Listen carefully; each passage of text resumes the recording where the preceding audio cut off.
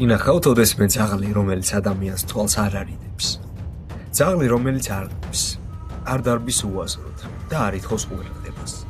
ის უბრალოდ დგას, გიყურებთ და თქვენ ზუსტად იცით, რას ფიქრობს ის. გადმოდი ერთი ნაბიჯი და ეს შენი ბოლო შეცდომა იქნება. რომის იმპერია დაეცა, კოლიზეუმი დაინგრა. გლადიატორები ისტორიას ჩაბარდნენ, მაგრამ ერთი მეომარი გადარჩა. მას ეცვა რკინის საბჯარი. ის ებრძოდა ლომებს და იცავდა იმპერატორებს. დღეს მას ეძახიან იტალიურ მაფიოსს, ფერარს ძაღლების სამყაროში, ან უბრალოდ კანე კორსოს. დღევანდელ ვიდეოში ჩვენ გავხსნით ისტორიის სკივს, რომელსაც ბევრი მალავს. მართლა იყენებდნენ თუ არა მათ გლადიატორთა ბრძოლებში? რატომ არის ის ერთადერთი ძაღლი მსოფლიოში, რომელიც სრულიად უხმაუროდ ესხმის თავს მტერს? და რაც მთავარია, ვიდეოს ბოლოს ჩვენ გავცემთ პასუხს კითხვაზე, რომელიც წინა ვიდეოდან დასვით. ვინ მოერევა ორთა ბრძოლაში? კავკასიური ნაგაზი თუ კანე კორსო? დაჯეკით, ეს ტოპ არხია, ჩვენ ვიწყებთ. ბევრი ძაღლის ჯიში შეიქმნა სილამაზისთვის. კანე კორსო შეიქმნა ომისთვის. მისი პირდაპირი წინაპარი იყო ლეგენდარული რომაული მოლოსი.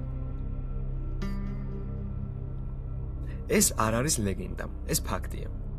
რომაული ლეგიონები, როდესაც ახალ ტერიტორიებს იბრძოდნენ, წინ უშვებდნენ სპეციალურად გაწვრთნილ ძაღლებს. მათ აცმევდნენ ტყავის და რკინის აბჯარს. ზურგზე უმაგრებდნენ ცეცხლმოკიდებულ ჩირაღდნებს და უშვებდნენ მტრის ცხენების წინააღმდეგ.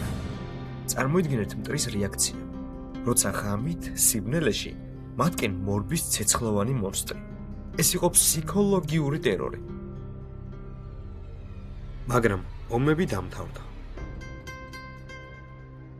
გლადიატორი უმუშევარი დარჩა. ის გადაიქცა ფერმერად. სახელი კანე კორსო ლათინურიდან მოდის.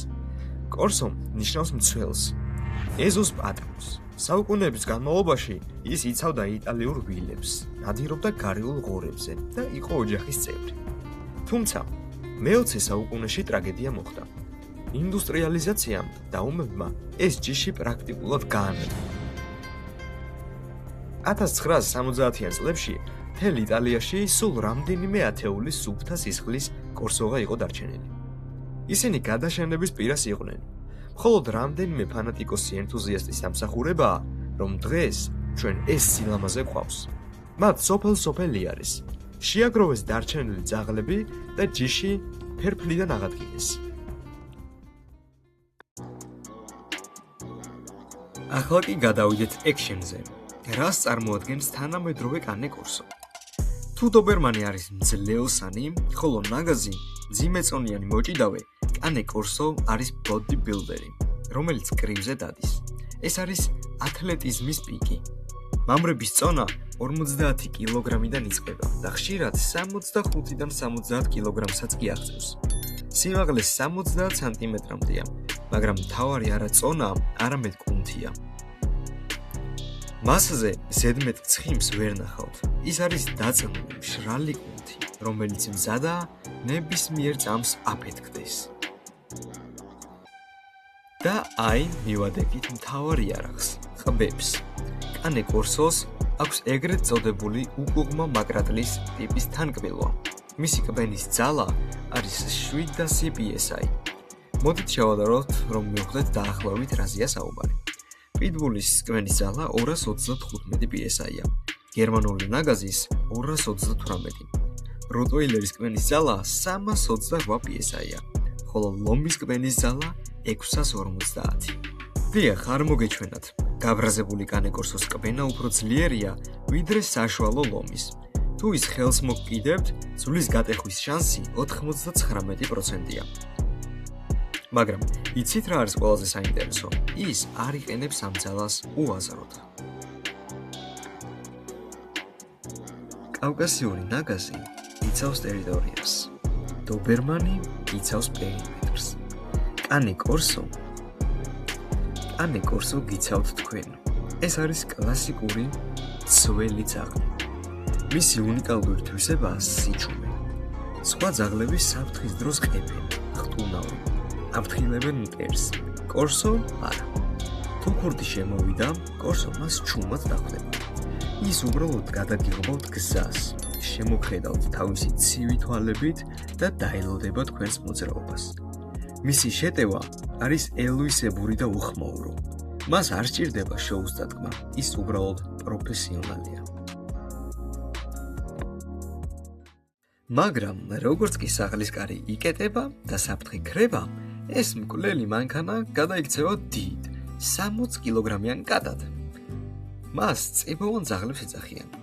რატომ? იმიტომ რომ ისინი ყველგან დაგდებენ. სამზარეულოში, მისაღებში, ტუალეტშიც კი მოკვებიან და კარებთან დაგელოდებიან. მას ფიზიკური კონტაქტი სჭირდება. თუ დივანზე ზიხართ, ის აუცილებლად გადაგადებთ თავს, ან სულაც კალთაში ჩაგიჯდებათ. დიახ, მათ გონიათ რომ პატარა ლეკვები არიან. ეს არ არის ძაღლი, რომელიც ეზოში უნდა დააბათ და თვეში ერთხელ მოიფენოთ. მას სჭირდება ოჯახი. მარტოობაში ის ჭკუიდან იშლება. სანამ გაიქცევით და იყიდით, მინდა რეალობა დაგანახოთ. კორსო idеალური არ არის. პირველი პრობლემა ეს არის ნერწყვი. შეიძლება გითხრან, რომ მშრალი პირი აქვს, მაგრამ არ დაუჯეროთ. როცა ის წყალს სვამს და თავს გააქნევს, ჩათვალეთ, რომ ოთახში წვიმა მოვიდა. მისი ნერწყვი კედლებზე, ჭერზე და თქვენს ტანსაცმელზე იქნება. თუ სისუფთავის მანიაკი ხართ, კარგად დამიფრთით. მეორე საკითხი ეს არის ყურები.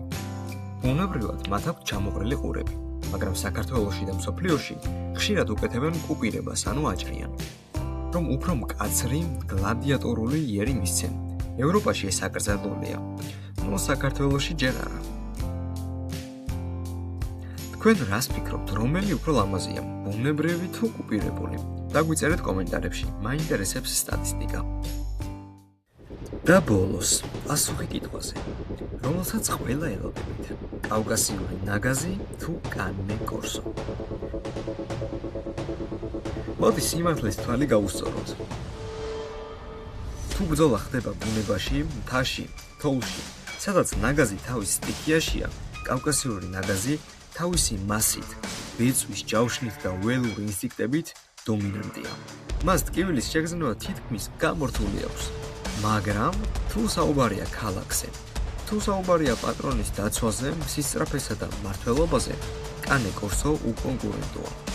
ნაგაზი არის ბირთვული ბომბი, ის ყველაფერს ანადგურებს. კანე კორსო არის სნაიპერის ტყვია, ზუსტი, ჭკვიანი და მომაკვდინებელი. კანე კორსო უფრო ადვილად იწვრთნება, უფრო ემორჩილება პატრონს და კრიტიკულ სიტუაციაში უფრო ადვილი გასაჩერებელია ვიდრე გაგიჟებული ნაგაზი. ასე რომ არჩევანი თქვენზეა. გინდათ დამოუკიდებელი სტიქია მთიდან, მაშინ არჩიეთ ნაგაზი. გინდათ პირადი მცველი და ინტელექტუალური გლადიატორი, მაშინ არჩიეთ კორსო. თუ გყავთ კანე კორსო, დაგვიწერეთ კომენტარებში მისი სახელი და გამოიცანით შემდეგი ვიდეო. ჩვენ ვისაუბრებთ ძაღლზე, რომელსაც ძიძა მკვლელს ეძახიან. პატარა, კუნთიანი და ყველას ეშინია. მიხვდით? დაგვიწერეთ კომენტარებში ვერსიები. არ დაგავიწყდეთ ვიდეოს დალაიქება, ეს ჩვენ ძალიან გვეხმარება. შევხვდებით შემდეგ ვიდეოში, ტოპ არხზე.